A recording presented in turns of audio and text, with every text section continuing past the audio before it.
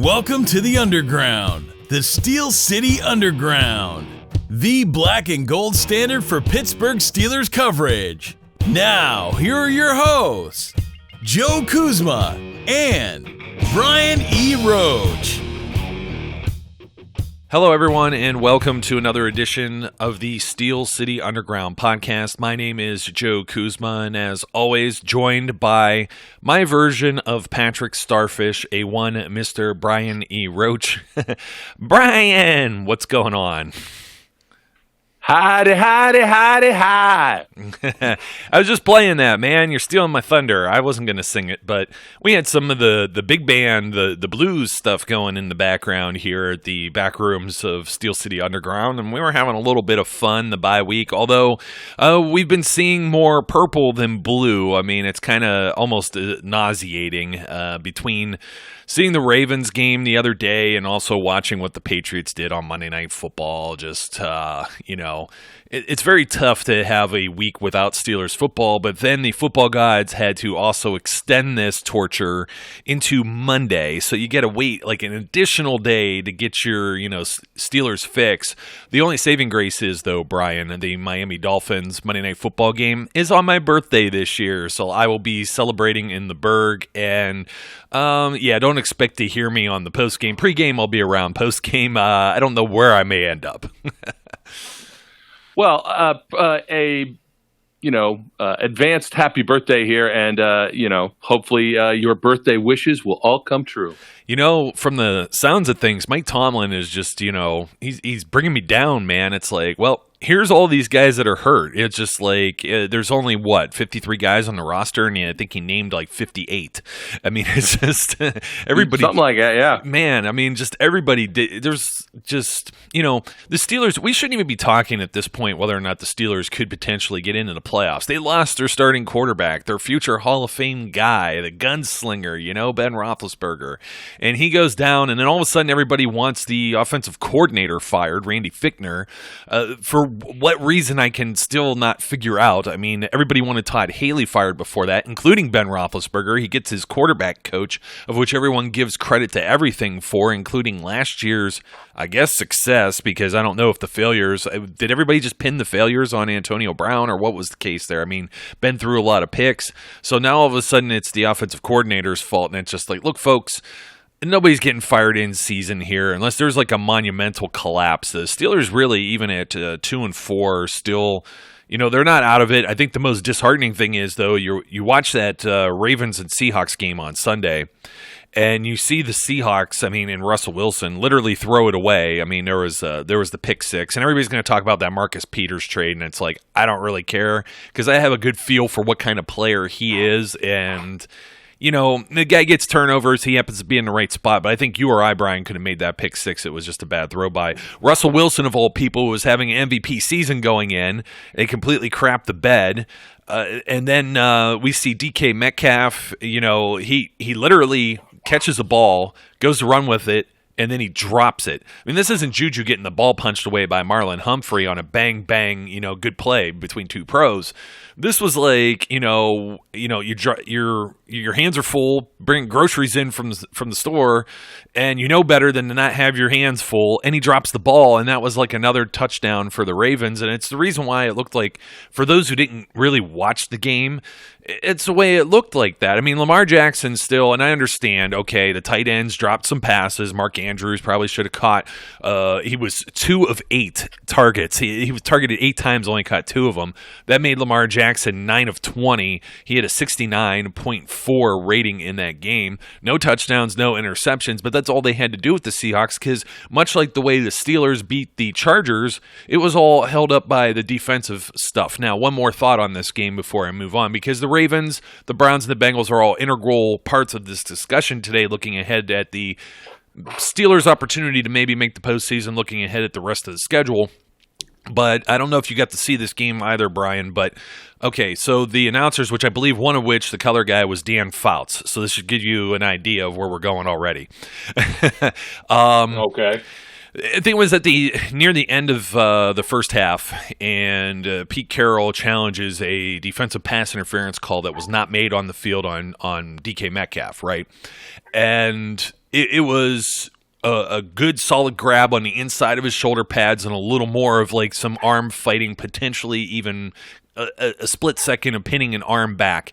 And they were literally making fun of Pete Carroll for challenging this because they were talking about how, well, the referees aren't known to overturn these now from how they were called on the field for this season. There's only like 7 of almost, I don't know, it was like 40 some, almost 50 that have actually been overturned. And I'm sitting there like, you goofs, do you not realize the reason he's challenging this is because he literally won a game by challenging it and getting it overturned in his favor when Terrell Edmunds was called for the most ticky-tacky thing. It was much more ticky-tacky than this. This was a grab that was completely missed, and then for whatever reason, well, I'm going to coin a term, Brian, and we know we coin a lot of terms. Some people steal them, some people borrow them, like grown-ass man.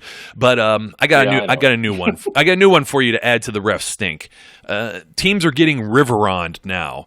They are getting river-oned. It reminds me of playing Texas Hold'em. What happens on the river? Well, what usually happens is whatever the National Entertainment Football League would like to happen, and that was, for whatever reason, not overturning this, and it would have been a pretty big play. Might get some more points to the Seahawks, whatever. It may not have made a big difference in the final end of it, especially with the turnovers that the Seahawks committed. But I just get annoyed at seeing some of these replays, and that's far from the only game with problems from this weekend.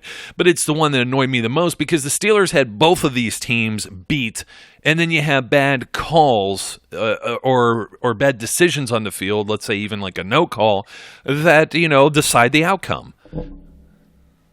Yeah, we've actually used that term in the past, river-oned, being the Steelers being a team that has been river-oned many times. Not the only one out there, though. Certainly not the only one out there, but we've definitely been river-oned several times. Might have to be a new GIF for me. I may have to get a river-oned GIF to go with the ref stink GIF. But look, I didn't get a chance to watch the Ravens game, and while I'm not terribly upset about that because just hearing that they won annoyed me enough that I didn't really feel compelled to have watched it and get more aggravated with the process. What you're bringing up about this pass interference stuff is cuts to the core of my refs stink ranting, which, and we said this last time, it's consistency. I get that at this point, I think it's foolish for any coach to challenge a pass interference call because they don't know what pass interference is either. And, they look at it, and you picked a great example. The Terrell Edmunds pass interference that gets called wasn't called on the field. Wasn't called on the field, but that gets overturned to be called was, about as insubstantial as you could get, right? Whereas more than once, a pass interference call has not been made that clearly is more egregious than that one. There's another good word, egregious. I love it. And it doesn't get overturned. There needs to be a level of consistency. And this was a fear early on when we first heard about this rule, was that, overturning pass interference, what's going to be the standard? Because pass interference calls in and of themselves are somewhat opinion based and from your own perspective, because refs don't see everything. I'll give them that. They're not always in the best position. But the problem is, if you're going to make this a challengeable call and you've got 7,000 angles to look at, you should be getting it right, not wrong. Most of the time, and set a standard. What is and what isn't pass interference? If Edmunds was pass interference, the call you're talking about was pass interference. Yes, that's the point. To be honest with you, if Edmunds is pass interference, breathing on receivers is pass interference. So, it's. I seek consistency, which is a futile quest for the ring of power, and I can't help it. It is what it is. So they just stink. What can I say? If that's pass interference, we're gonna get river on. Yeah. Yeah, Riveron. If those calls are pass interference calls, then Sammy Coates is a top 10 receiver still in the NFL and not, pursuing an XFL career, because you don't even have to worry about him catching the ball. He just has to run fast and have somebody grab at him. You know what I mean? So, I mean, it's, Yeah, there you go. I keyed. But the reason I brought all this up is not only the cry to spilled milk thing. The other problem is that, I'm looking at all these yards. Okay, yes, I know the Greg Roman offense is running all over the place right now. I don't know how sustainable that's going to be, and I almost feel, and trust me, I've felt this way for years. This isn't a Lamar Jackson only thing. This goes back to even like Tim Tebow, RG3, Colin Kaepernick. When he took the team all the way to the Super Bowl with very similar quarterback running thing, because it's like you can't breathe on a quarterback, but if they're a mobile quarterback. This is where I'm going to go with this. If they're a mobile quarterback, like the guys I named, like Lamar Jackson, it's almost like there should be a whole other set of rules here. This isn't a guy who just gives himself up when he slides or something. He's literally diving out there, you know what I mean? And good for him for being such a gamer, but I look at this and I shiver at the thought that this guy's going to get hurt. And they've made it in such a way that the players wear skirts that you can't touch the guy, a la the Ola roughing the passer that wasn't a roughing the passer, which was another bad call. But then you turn around and you see over all the years that how many times Ben's been hit or Cam Newton has been hit. And, it's just one of those things where there's a whole different set of rules. Those guys were no less mobile. They're bigger guys, that take hits, and that's just not necessarily fair. I think that they have it's almost like two different sets of rules, or maybe even three, because if Brady gets breathed on or Aaron Rodgers gets breathed on, then, they're throwing flags at those too. So I think they have to figure this out. I think this is something where, the Baltimore Ravens brain trust, it used to be Joe Flacco throw it down the field and get a bunch of pass interference calls. Now it's maybe we could draw something with Lamar running the ball, whether he runs it or not, or whether he gets, held up or tries to escape or whatever be the case. And I guess that's just really my point is that it's tough to watch these calls because you're not seeing anything that's consistent among the officiating from game to game. And my main gripe is that the Steelers not only, being competitive in close games with these two teams, maybe it turns out a different way and they have a different record based on these calls. I understand it is what it is. Their record says what it is. You can't change any of that. But it's more or less all the people that were crying, expecting the Seahawks to help the Steelers out. This should have been a definite loss. You saw the analysts on TV.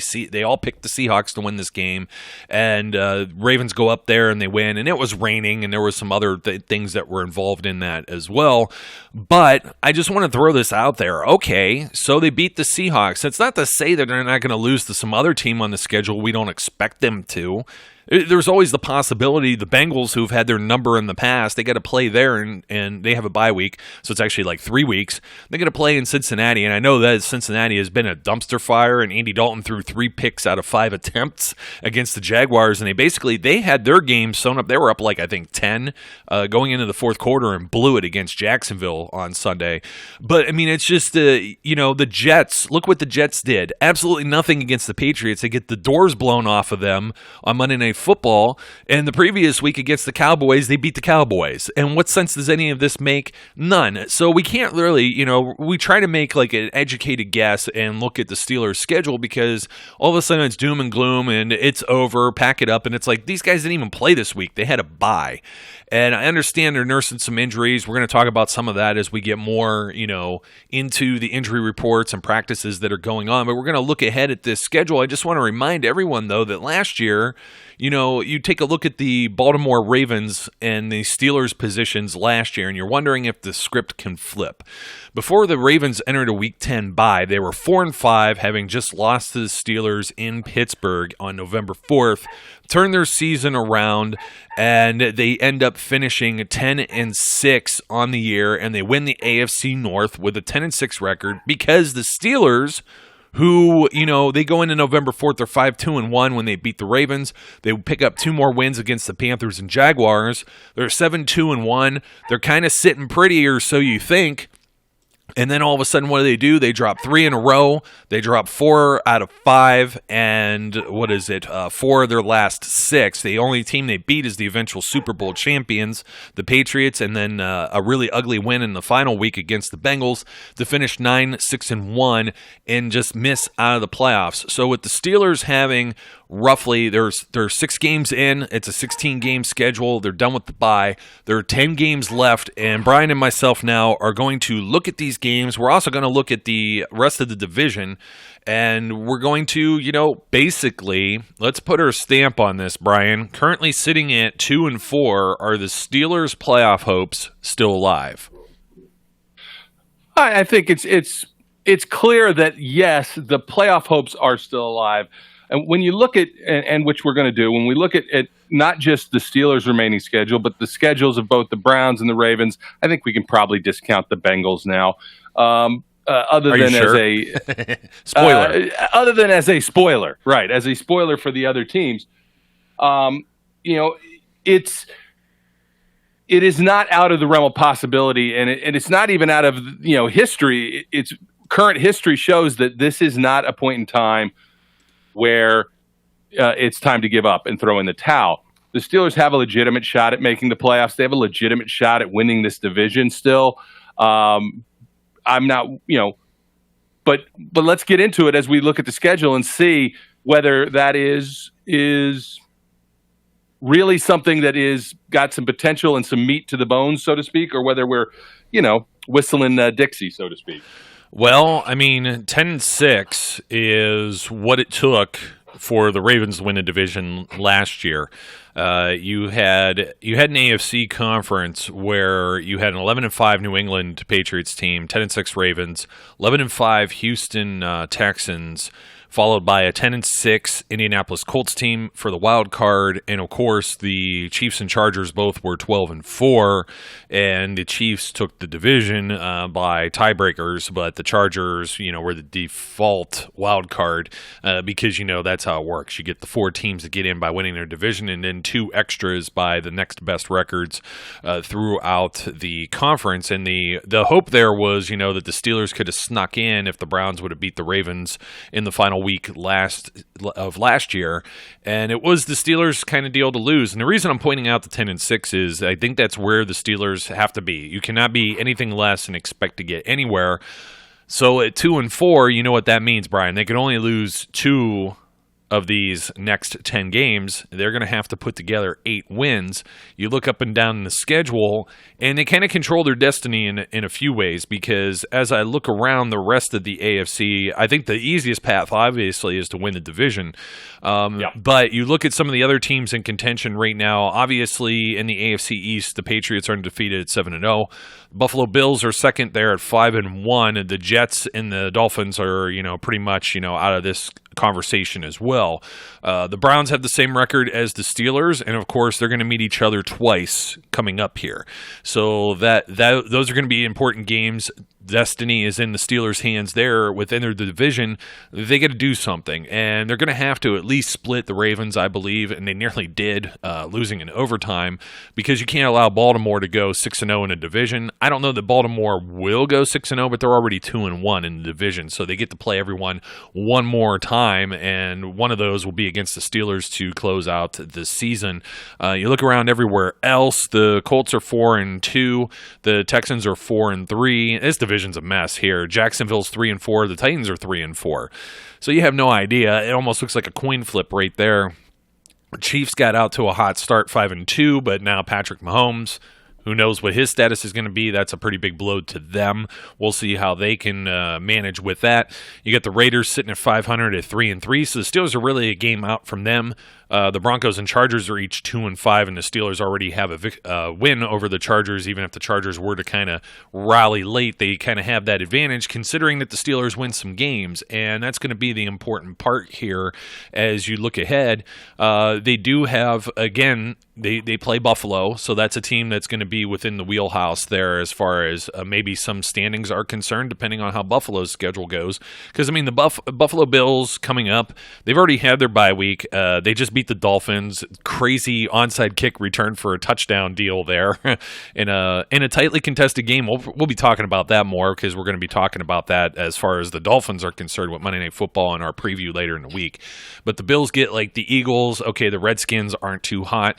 They play the Browns, so you got some head-to-head things here that you're hoping happens. Of course, they get the Dolphins again, Broncos, Cowboys, Ravens. Then the 2 road games out of the 3 last games are at Pittsburgh, at New England, and then a home game against the Jets. So that's just looking at the wild card picture with them. There's only 2 wild card spots, and I think that's the team you really got to keep your eye on mostly right now. I don't know that I'm going to hang my hat on the Raiders, Broncos, or Chargers being in that contention. You got to look at the AFC South, but those teams are already kind of, on that kind of back end too. You got to imagine if the Steelers win this upcoming week against the Dolphins, that puts them at 3-4, so they're in the same pack with some of those AFC South teams. So really they got to beat out, I think, the Browns and the Bills if you're looking at a wild card.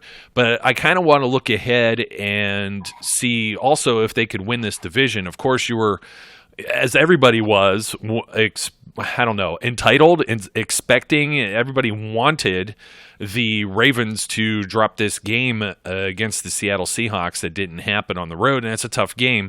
And this is the difference. The Ravens are coming away with some of these wins, like the close game against the Steelers or this win against the Seahawks, whereas the Steelers have dropped some close games, maybe even the one against San Francisco, to be completely honest. But after the bye, it's going to be the Ravens and Patriots. Then they go to Cincinnati. Then they have the Texans, Rams, and 49ers before closing out with the Bills, Jets, and then the Browns and Steelers. So there's a lot of divisional football there, and there's a lot of teams here currently with winning records. You got the Patriots, the Texans. I mean, the Rams, they were in the Super Bowl last year, so let's not discount them even based on record right now. An undefeated 49ers team currently. We just mentioned 5-1 Bills, and then we'll see what ends up happening, with the Jets, Browns, and Steelers. Really a lot of football to play for a lot of these teams factoring in where the Steelers go, and we haven't even done that yet. Yeah, look, if you want to piece the Ravens schedule together and look at it, there's certainly a reasonable possibility that come the first 5 weeks after their bye, that they could be sitting at 6-6. They could conceivably go 1-4. I'm not willing to think that the Bengals are going to play spoiler there yet because the Bengals haven't shown me anything. But I think you can see simply by the fact that a Seahawks team that was playing at a much higher level than they showed against the Ravens, botched that game up, made a lot of mental mistakes, and give the Ravens credit that they took advantage of them to win the game. But, you never know whether the Ravens are going to have a down game at some point in time. Could happen against the Bengals. But, I think it's safe to say you expect them to lose against the Patriots. The Texans game is up in the air. Could go either way. The Rams game, because it's in L.A., you kind of give the nod to the Rams. And then the 49ers, who are playing really well, even though it's in Baltimore, again, you think, all right, that's also a losable game. So it's not out of the realm of possibility to see them sitting at 6-6 at that point. And even at that point, if they go, and they beat the Bills, let's say, and that's not a given because it's in Buffalo. If they lose, they beat the Jets, they're 8-6, and the Browns already walloped them once in Baltimore. So who's to say that the Browns don't take advantage of that again and manage to win again and sweep them by beating them in Cleveland? And then the Steelers at the end of the season, you're looking at a team that could be 8-8 or 9-7 or even worse. Just depends on how things go on. And the Ravens have managed to avoid the kind of devastating injury bug that a lot of other teams have. But again, they play that kind of offense where they put their quarterback at risk quite a bit because he's running the ball a lot. So who's, not that I'm wishing harm on anyone, but with the way the season is gone, you never know. And so the Ravens could easily slide with the type of schedule they have laid out ahead of them. I will say this about what the Steelers have upcoming. To me, their shot at winning the division means they need to sweep the rest of their division games. They need to beat Cleveland twice. They need to take care of business in Cincinnati, and I believe that they'll have to win that game in Baltimore at the end of the season. But if they do that, I think there's a very reasonable chance that they are the division champs at the end of that time. Yeah, and I mean, you have to take care of business with the Browns too. I mean, now the Browns are going to get the Patriots this upcoming Sunday, but then they have the Broncos, Bills, of course, Steelers, Dolphins, Steelers, Bengals, Cardinals, Ravens, Bengals. So the Browns may also be on a rebound as well, looking at what they have ahead. The Steelers got to maintain some momentum and stay ahead of that. You could even look at this, and I mean, the Browns, they have the talent. They've also had some injuries as well. So, it's a team with talent. I don't necessarily know that they're a great team either. I mean, you're looking at it almost from the same kind of microscope now as the Steelers without, the franchise quarterback and missing a key starter on defense into it and things of that nature. They've been without most of their secondary. They lost David Njoku, but their offensive line hasn't been as great. You got a second-year quarterback. You got a first-year head coach. So there's still a lot of intangible factors, but maybe they grow as the season goes, and maybe they gain some momentum. You're almost looking at maybe a three-way kind of situation here where basically the Steelers can't stumble. I think any more than 2 losses will be devastating to their hopes. Now, where can those losses be? You can't screw up against the Dolphins. That's number one. No. You know what? I'm going to pull this up for the next show. I'm going to see what their record is against Ryan Fitzpatrick. I haven't seen anybody pull out like all of the stats, but how many times have they played this guy? They played him when he was at Buffalo, and they beat him up in Buffalo, I believe. There was that game where was that the 0-4 year or close to it? It was one of the 8-8 seasons where there was all those turnovers against the Texans. I believe it was 8, and he was part of that team too. And then the Buccaneers last year. So they played this guy multiple times. They kind of have what do you want to say, familiarity with him. He is a veteran journeyman quarterback, but he can still be dangerous at times. The Colts are a dangerous team too. You never know what's going to show up with them.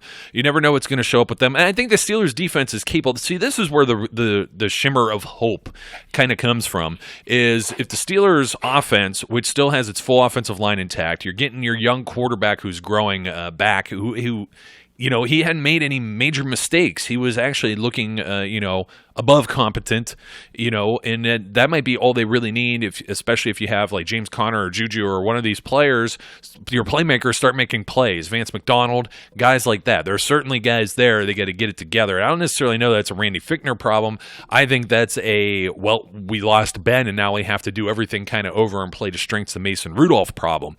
And, that's something that you got to look at too, and that's the thing that bites me, Brian, is you look at the loss to the Seahawks where Ben leaves at halftime.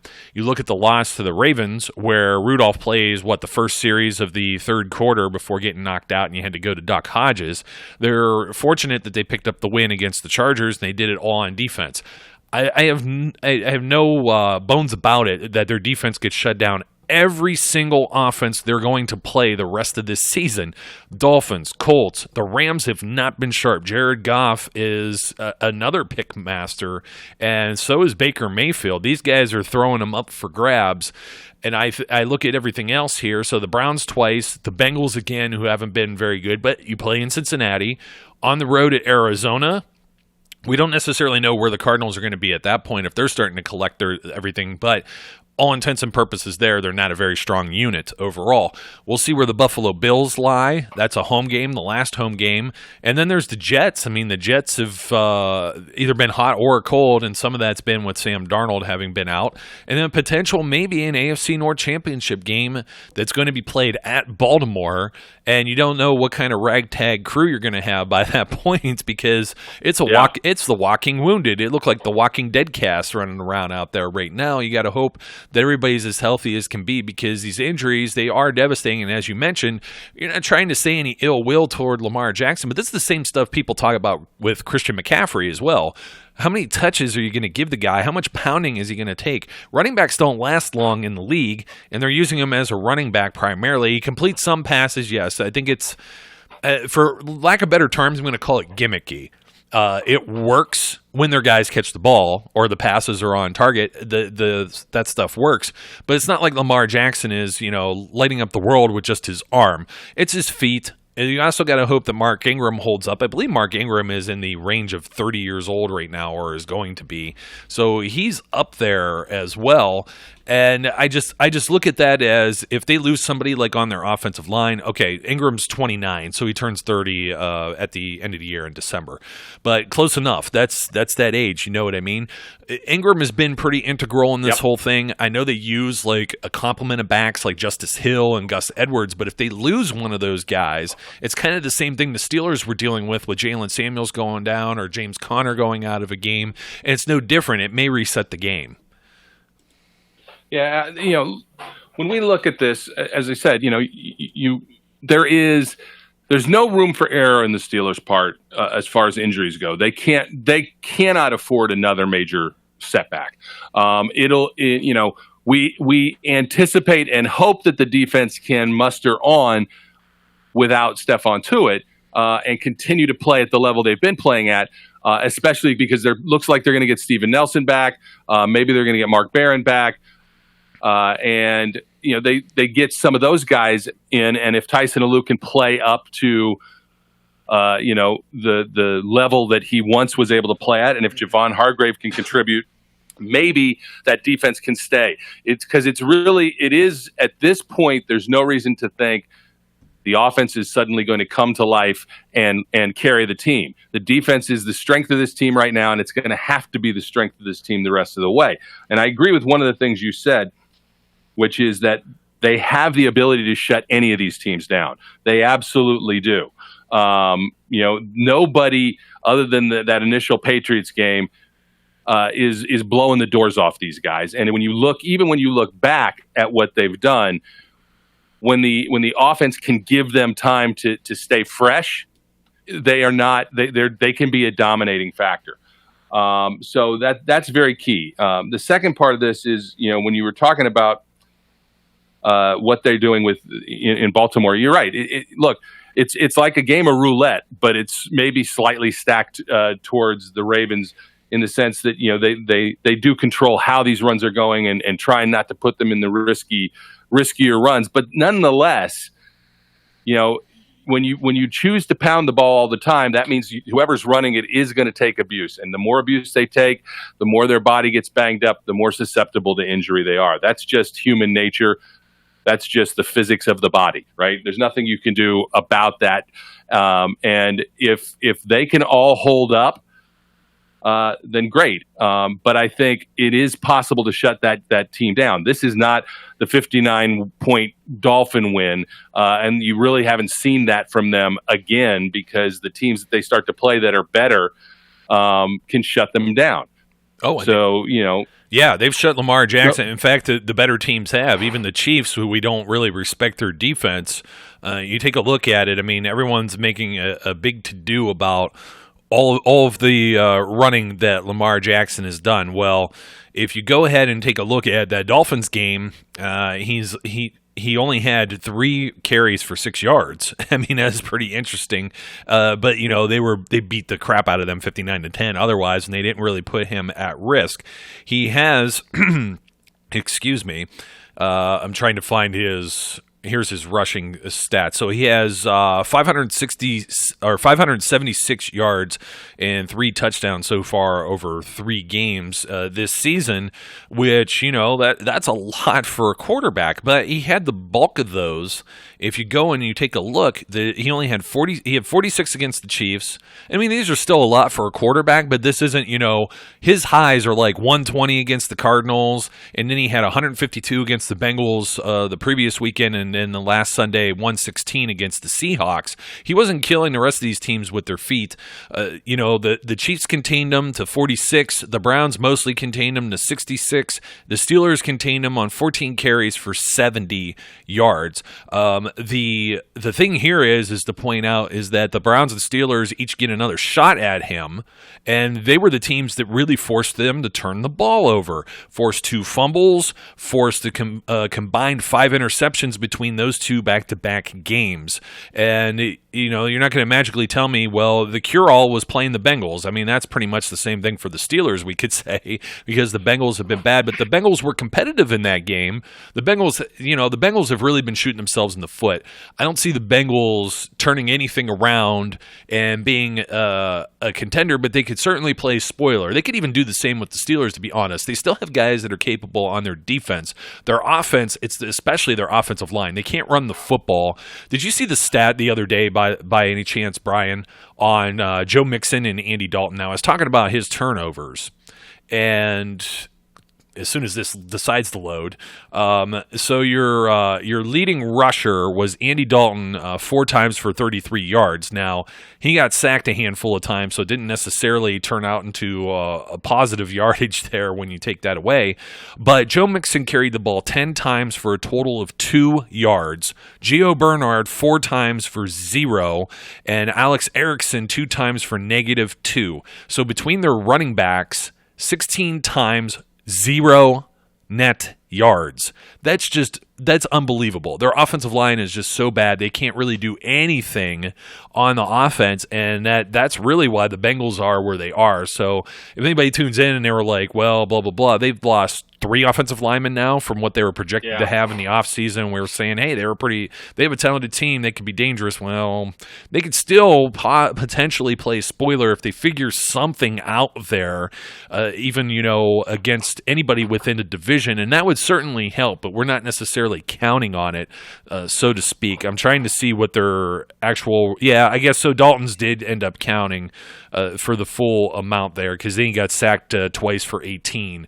So, I mean, that's kind of crazy when you think about it, but I look within the division. The Steelers have to be, like you said, perfect because the Browns are going to be chomping at the bit there, and the Bengals can still play spoiler, and we just hope they don't play spoiler with the Steelers. Yeah, look, the Bengals have a history of beating the Ravens once in the year. So let's just hope that continues in Cincinnati and they manage to win that game. But if they split with the Browns, that would be tremendous. But I'm going to be honest and fair. I don't expect the Bengals to win a single game. Really? They're going to go 0-16. I looked at their schedule multiple times. There are winnable games on there, but with the way that offensive line has been shredded, I just don't see them being able to generate points, and they will have the same problem the Steelers' defense has had, that even though they've got some solid parts on defense, they're going to be on the field the whole game, and they're going to get worn down. I got two. But I got 2 for you. So they play the Rams. Okay. They play the Rams on Sunday. Then they have a bye week and host the Ravens at home. So they have a full week to prepare for the Baltimore Ravens. I'm just saying there could be a spoiler there, and it's happened in the past where we said, no, the Bengals are just junk. But that was with Joe Flacco also choking too. The game I think the Bengals could win, Week 16, is them playing the Dolphins because the Dolphins may just pack it up. That's going to be the battle for the first round pick. The top overall in my mind. Yeah, but number 1 overall. We'll see. Look, if the Bengals, I hate to say things like this, but the Bengals have any pride in them.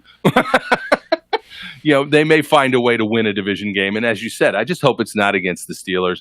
I'm not worried about the Bengals because the way our defensive line pairs up against what is left of that offensive line is just, it remains to be seen how they're going to generate anything.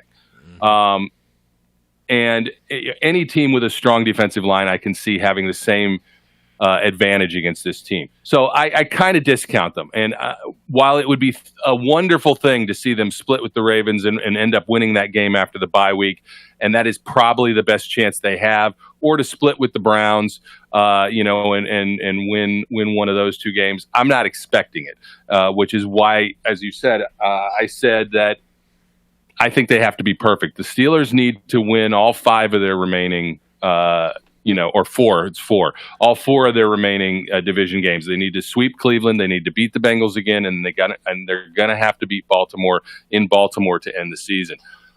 If they can do that, I think that there is an outside chance that 9-7 will get them the division. Ooh. If they can do that. Ooh. If they can do that. Well, that'll be interesting. I want to go back on one other thing I was saying too, is because, a lot of this talk that I have against the Ravens was more or less because of the reaction to what happened with the Seahawks game. You immediately put on paper, and I alluded to it, and I don't think I made the full circle here, but some people will go, well, the Steelers lost to the Seahawks, and look what the Ravens did. Look at that final score without seeing the full context of what happened in both games. But then you still don't know, even if that were true as it looks on paper. You go back to what I said about the Jets. The Jets beat the Cowboys and then completely crapped the bed against the Patriots. So nothing is ever given in the National Football League, and that's the way Mike Tomlin's approaching the Dolphins game too. So, sorry, I wanted to interject and throw that in there real quick, so it just didn't seem like I was raining on the Ravens parade. But they do have a significantly more difficult schedule going ahead as opposed to the Steelers and even the Cleveland Browns. Yeah, absolutely. They absolutely do. They've got a lot of big teams that they've got to play. And like I said, it's not inconceivable, but they could be sitting at 6-6, which is why I say if they end up losing to the Steelers, which they've already got one division loss, and the Steelers sweep, you're talking about the division record going the Steelers' way. So if the Ravens and the Steelers both then ended up at 9-7, and the Steelers have the better division record, with a split 1-1, division record's going to give them the division, that's why they cannot slip up there. In my mind, there are really 4 risk games, big risk games. Obviously the Rams, the Colts, but I consider both Arizona and Buffalo to be somewhat risk games as well. While I don't think Buffalo's offense is tremendous, their defense has been very good. I do think that they held the Patriots down very easily. At the same time, they didn't really hold the Dolphins to the same kind of. They allowed the Dolphins to score, which I don't know how you do that. Well, the Patriots this year have been like all defense, though, and I mean a lot of that has been.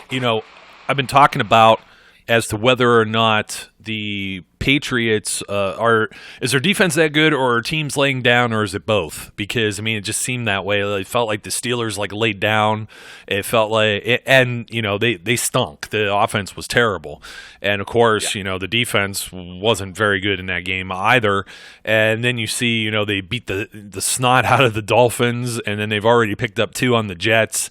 The Bills game was the closest thing they had. The Redskins, wasn't that the game? And then they just fired Gruden right after that, Jay Gruden. Yeah. And then they played the Giants. I'm not even sure if the Giants, did they have Daniel Jones in that game? Yeah, they did, because that was the game I was crying and screaming about, the Riveron stuff again.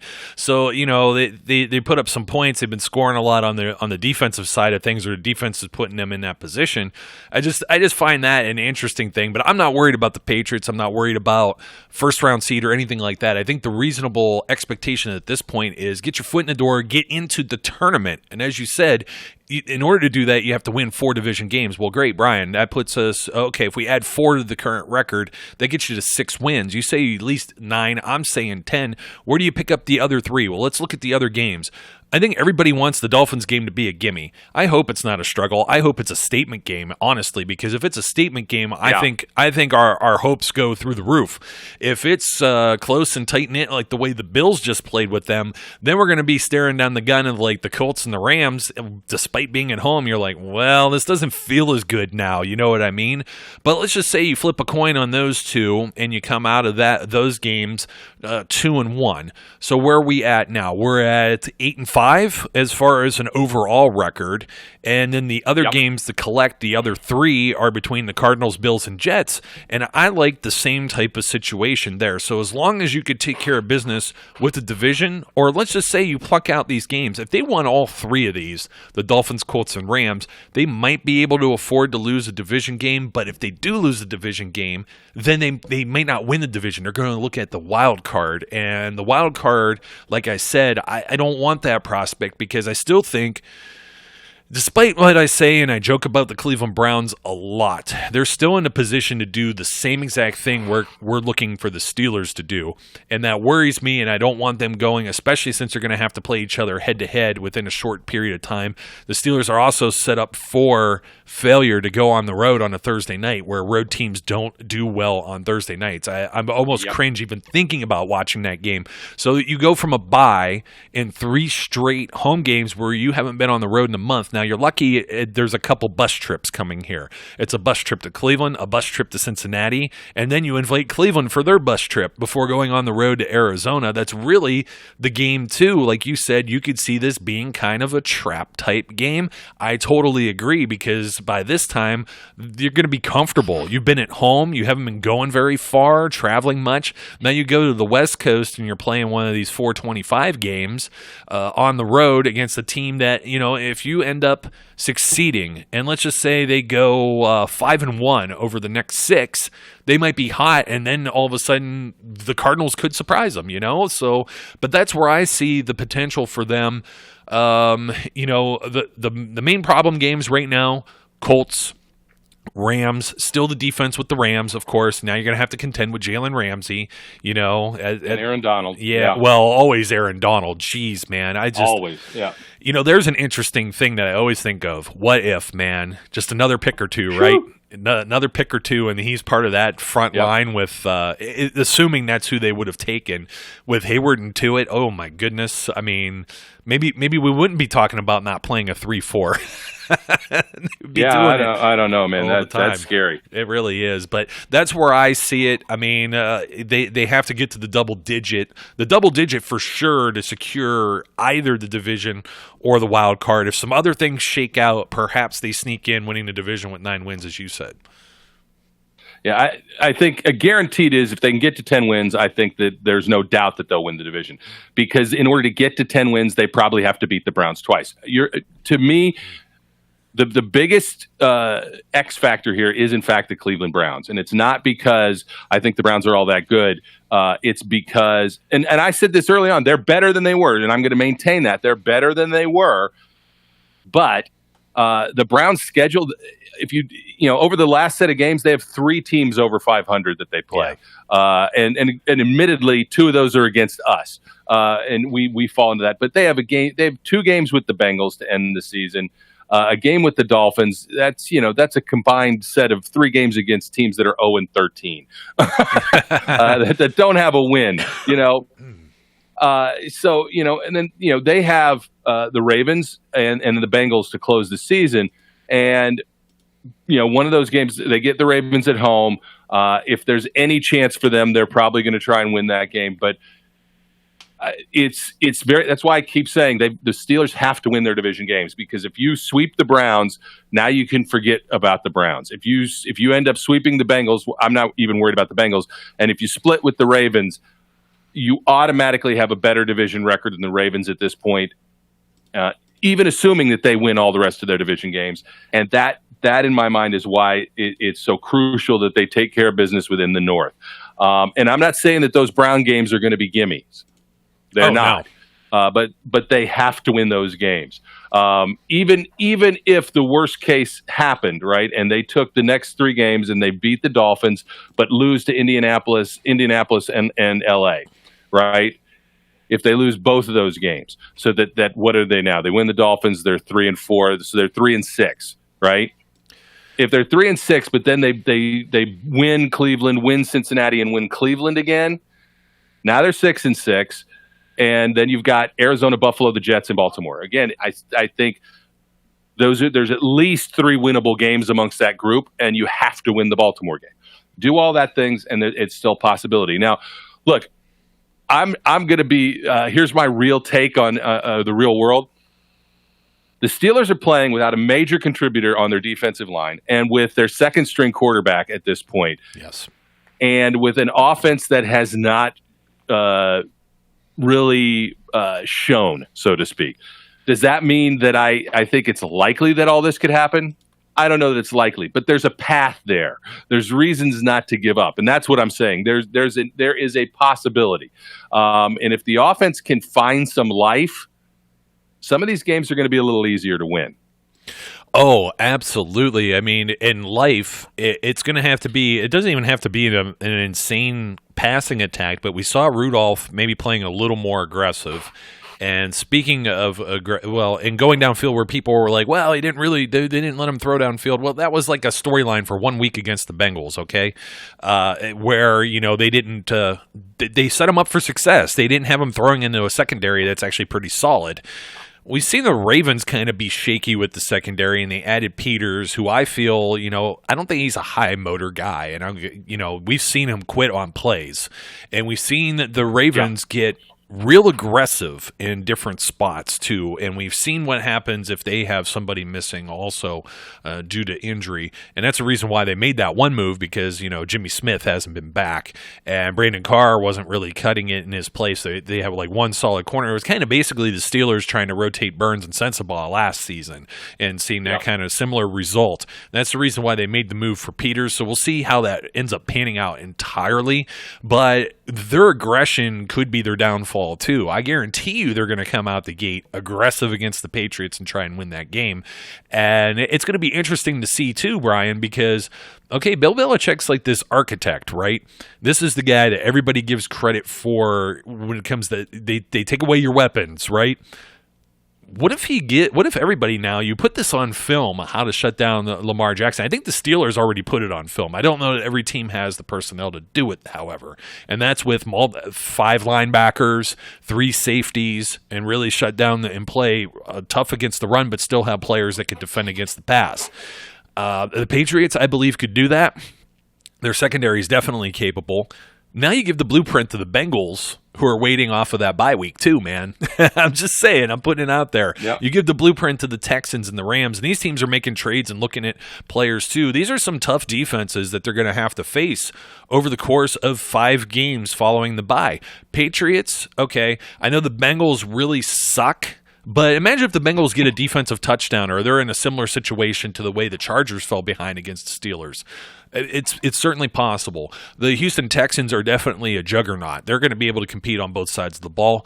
The Rams, I think, will have it figured out. The 49ers, we know, already have it figured out. We already praised the Bills. There's a lot of things going on there, man. And when you get into December football, too, that's a whole other kind of issue. How much wear and tear, what kind of injuries and that add up. And I mean, we've already discussed some of that, so I'm going to put a bow on it. We're going to see what happens. What I would like to see happen, quite personally, is at least 2 of the 3, if not all 3 of these games wins. I want the Dolphins game to be pretty decisive. I don't want any turnovers or boneheaded mistakes. It doesn't mean, if they give up 21 points to the Dolphins, I'm not going to lose any sleep over it if it's 38-21 final score, okay? Because then that means the offense has done some things, or the defense gets something going there too. The Colts game, if it comes down to Colts or Rams and comes down to a field goal, or it's like 5 or less points or something of that nature, so be it. What I want to see is the Steelers control time of possession, which I think they're starting to get around to that. That'll keep this defense fresh. We already talked about replacements with Stephon Tuitt. I think Javon Hargrave, Mike Tomlin already talked about Tyson Alualu. We discussed Dan McCullers maybe have an expanded role, which sounds silly, but we're only asking 5 to 10 snaps that he doesn't get already. You know what I mean? It's not unheard of. Yep. And, whatever roles that, Tuitt had on special teams, that could be filled in with either Alualu or Latarius L.T. Walton, who was re-signed to the team. So I still think that they're going to be able to maintain and keep the boat afloat. In that regard, I don't see any real regression with the defense. It sucks losing somebody who was having a heck of a year, but it's going to come down to the defense keeps doing the good things they're doing. The offense continues to improve. We see Mason Rudolph grow. We keep people healthy, and then, anything could certainly be possible. But I will leave this rubber stamp of approval.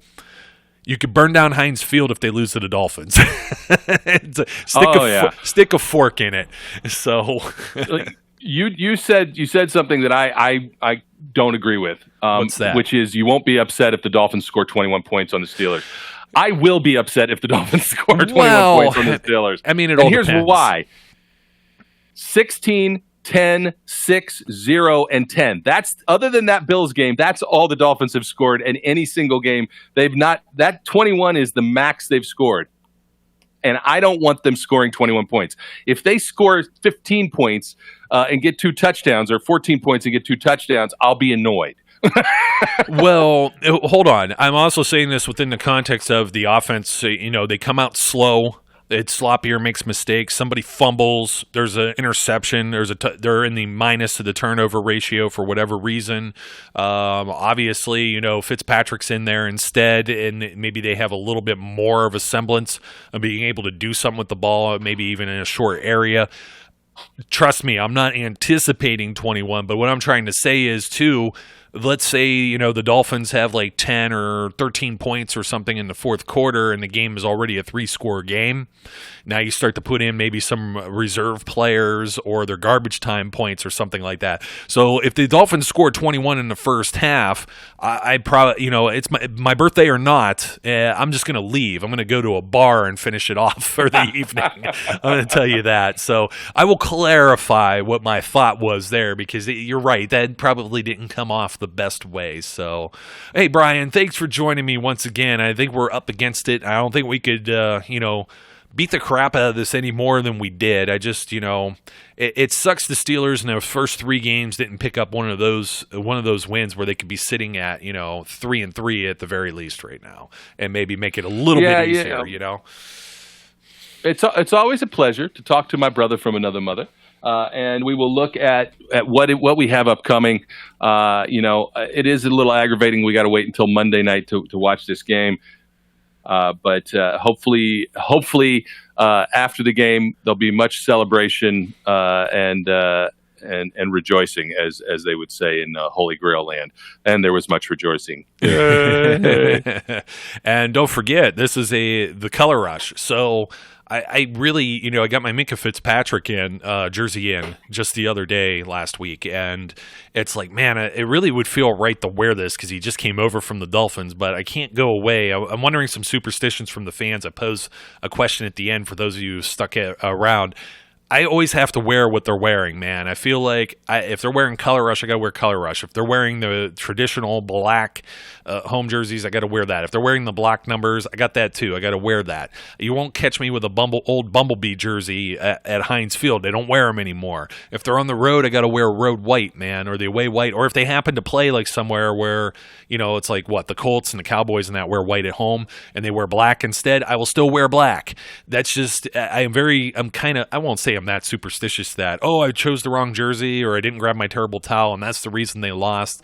I think there are greater forces at play in this universe than whether or not I wear the wrong Steelers socks or something like that, But let me throw this out there. Let me throw this out there. Sure. Yeah, let me throw this out there for you. In the 2 wins that the Steelers have this year, I have not worn a jersey. Oh. In the 4 losses that the Steelers have this year, I have worn a jersey. So anybody listening to this podcast, in the comments, should I wear a jersey or should I not? Or should he go completely topless?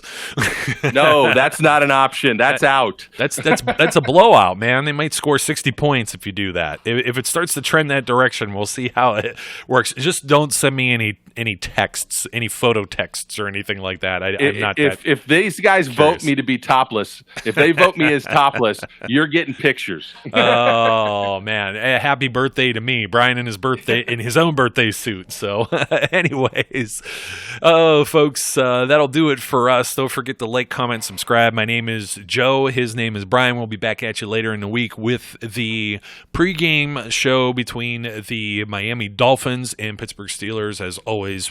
And as of now, that is presented by the FanDuel Sportsbook as well. So until next time, everyone, we encourage you to be safe, be good, and we'll catch you later.